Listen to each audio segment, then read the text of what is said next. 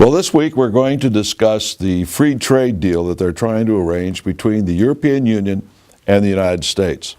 According to the Wall Street Journal, it's going to take 2 years of negotiating to get this free trade deal complete. Now, free trade to me is where you take an 8.5 by 11 piece of paper, and on there you write that we, the undersigned governments, will not interfere with the businessmen in our respective countries to do business with the businessmen in another country. Period. That's it. We turn a blind eye. In fact, it's none of our business what you do in the way of business. That's free trade. The free trade that they've got at the top of all of these agreements is really a lie. It is not free trade. It sets up whole new commissions and even a court system. How many of you know, for instance, that there is a NAFTA court from which there is no appeal? And it is an appointed position, one from the United States, one from Canada, and one from Mexico. And they decide any disputes that arise due to this free trade. It's not free trade, particularly when you see in every one of these arrangements that they say very up front, very soon to the top of the page, that this is an agreement under the United Nations Charter, that it conforms to the United Nations Charter. What's that got to do with me doing business with a man across the border? Nothing. These are international entanglements. That's what these things are. They're not free trade at all. They are what George Washington warned us against, even Jefferson, saying we shouldn't be entangled in these sorts of things. The thing is that they refer to this as the Atlantic community. They're bringing the Atlantic community closer together and that sort of thing. Whenever they start using that word community, you better let the bells and whistles go off in your head, because they're talking about something entirely different than free trade. For instance, the Atlantic community is being promoted, the idea, just like the North American community, by organizations such as the Council on Foreign Relations. The Atlantic Council is another one. You should go to these and Google these things and look at what these websites have to say about their goals. They want to have closer ties. They want to have a vision for an Atlantic community and all the rest of it.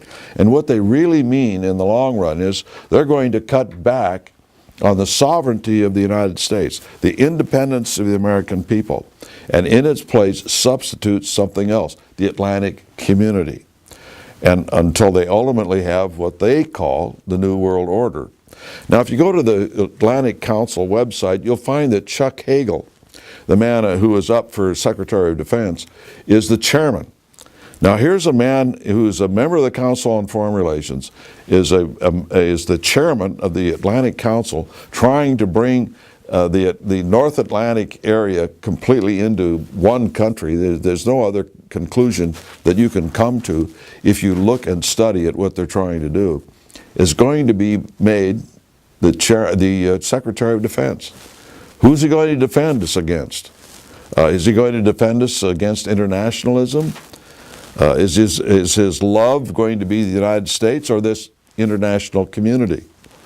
So you've got a lot of neocons that don't want Hagel, but there's a lot of other reasons why you don't want Hagel, and that's because he's tied at the hip with all these internationalists.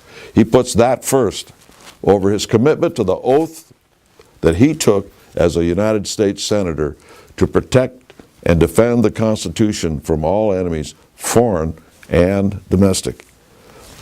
I think he's one of the domestic enemies of the Constitution if he is willing to give up any sovereignty to an international body, at any rate. It's something that is not free trade. If you look at it, they build new judicial systems from which there is no appeal. They are subordinate to the United Nations. They say so in the agreement. And it's a foreign entanglement. It is not a free trade thing at all for us. Something else that was in the news this week was that Time Warner, explores magazine sale. You wonder how some of these things work when it comes to what we call a conspiracy. To take over and rule the American people and go into a new world order. when you have individuals who are chairman of the board of, say, Time Warner, which has been the case for a number of years, that they control a vast empire of publications. They don't have a direct line right down to every reporter and to every reader or anything like that. They just set a general policy. And everybody under them understands that general policy. And they have interlocking directorates between a lot of these major corporations. And it's at that level that they set the editorial policy, the direction of whatever it happens to be for that particular corporation or entity of government. And it's kind of off of everybody's radar. For instance, Time magazine, again with CFR leadership, is keeping its Time magazine, its Sports Illustrated, and Fortune magazine. And that editorial policy in there follows, generally speaking, the direction of the Council on Foreign Relations. It's the same thing. They had People, for instance, People magazine, In Style, Real Simple. Well, they're going to be selling those things off to the Meredith Corporation.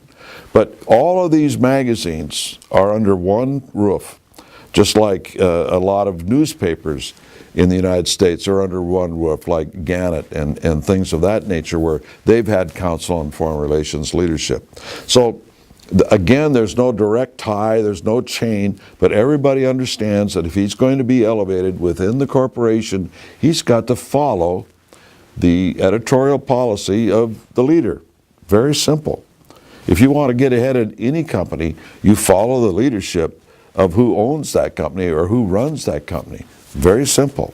And it's no different in journalism. So they are, for whatever, going to get rid of their, if you don't mind the expression, they're going to get rid of their touchy-feely magazines and keep the ones, well, Sports Illustrated is the exception perhaps of that. Of course, I guess you don't want to talk about touchy-feely when it comes to Sports Illustrated. But you understand what I'm trying to say. The rest of this stuff is fluff. We're supposed to be having serious talks about politics and news in Time, or sports in Sports Illustrated, or the economy in Fortune, that kind of thing. They're keeping those. But the general idea is not direct control, it's influence. And if you want to get ahead, you understand which side your bread is buttered on, and that's the way you write. Very simple. And if you don't write that way, you either don't get ahead or you don't stay around. Something else that has been happening is that apparently U.S. Airways and American Airlines are getting together, and now we're into a system where we have the big three. We have Delta, we have United, and apparently we're going to have American.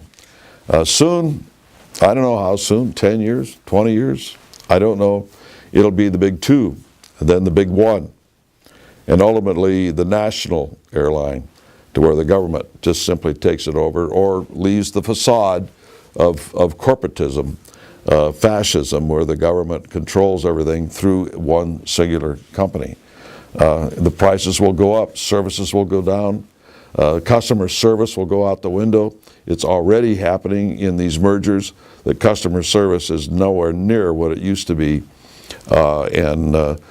You know, when they charge you for a pillow, when they charge you for a blanket, pretty soon they're going to charge you for the air conditioning on board these aircraft. And I think I'll leave it at that for this week. I'd love to get into the White House preschool program and a number of things of that nature, but we don't have the time to discuss it.